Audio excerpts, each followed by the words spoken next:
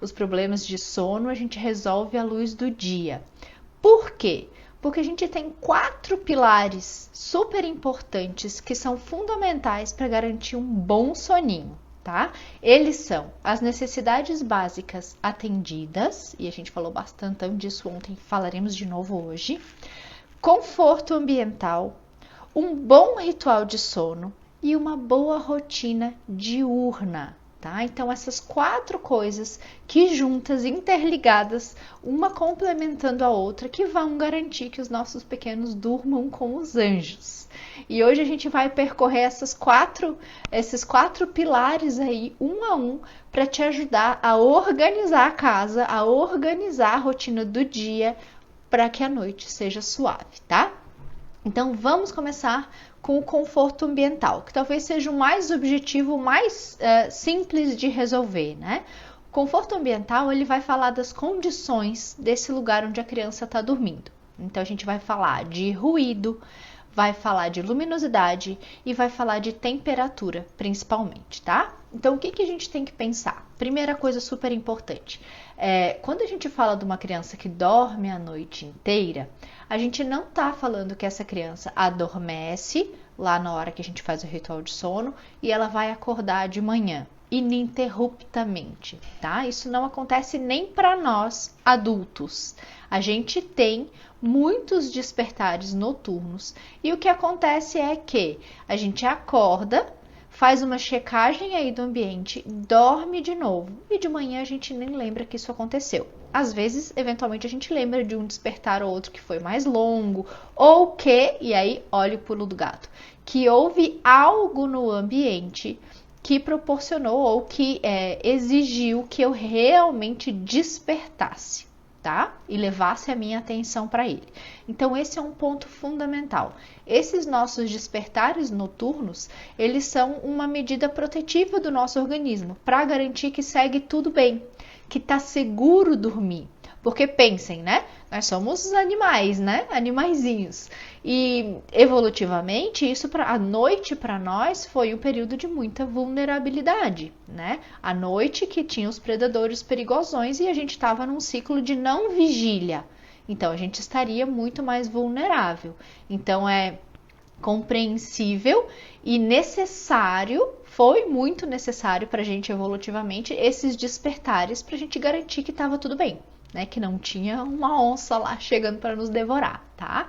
Então, a gente segue fazendo isso, nós os adultos. Seguimos despertando à noite e adormecemos de novo e usualmente não lembramos isso de dia, quando a gente acorda, né? De manhã.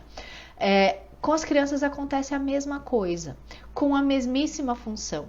Então, a criança acorda para checar se tá tudo ok naquele ambiente. E aí, olha o nosso pulo do gato.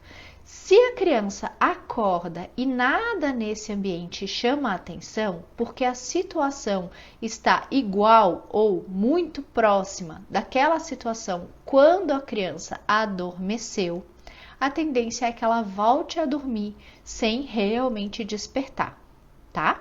Então, olha lá, o conforto ambiental tem um papel fundamental nisso. Por quê? Se, quando a criança tem esse despertar aí protetivo, tem uma mudança nesse ambiente, ou seja, a criança dormiu no meu colo, acordou na cama. A criança dormiu de luz acesa, a luz está apagada. A criança dormiu toda cheia de coberta e está lá toda destapada. A tendência é que ela desperte. Opa, o que aconteceu aqui? Tá diferente. Quando é muito diferente, se a criança dá aquela acordadinha e tá tudo ok, ela volta a dormir e pronto. Então, para a gente limpar esse campo, para a gente evitar que essa acordadinha vire um despertar, um zoião aberto e um mãe, a gente tem que cuidar para que esse conforto ambiental ele siga, acompanhe a criança durante a noite. E aí vocês vão ver que tem coisas mais desafiadoras e menos desafiadoras, né? Vamos começar aí com os ruídos, com o barulho, né? isso é uma das coisas que é mais difícil de controlar. Por quê? Né? A gente não tem controle do que acontece fora da nossa casa, normalmente. Então, vai ter talvez um cachorro que latiu lá na rua, vai passar um caminhão, vai ter um vizinho que vai fazer um barulho extra, eventualmente de madrugada.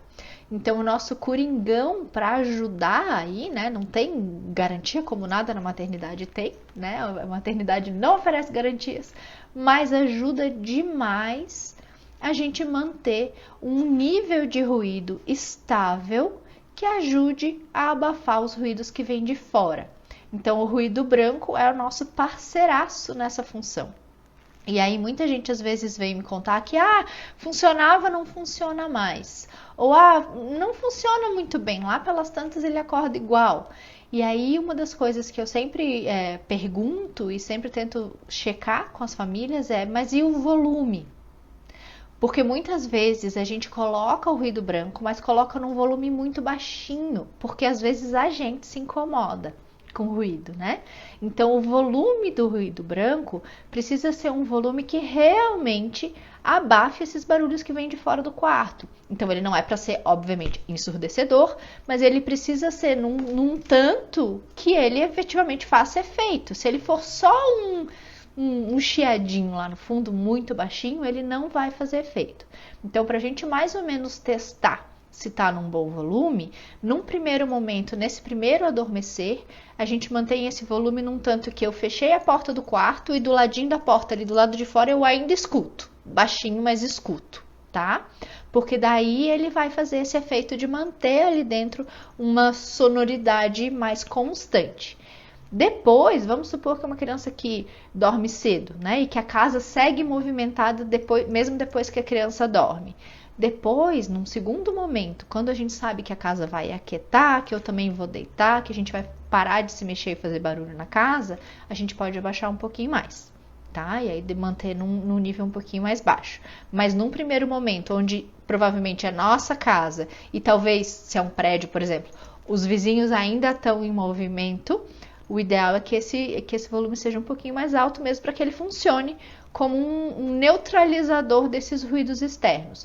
Porque o problema não é, vejam, não é não ter barulho. O problema é ter barulhos que não são constantes, tá? Então é aquela coisa que vem de supetão, é o latido do cachorro, é o caminhão que passou lá fora. Isso que ajuda a despertar. Então o ruído branco ele mantém uma estabilidade no ruído, no barulho, no som. Então a criança fica bem e dorme bem.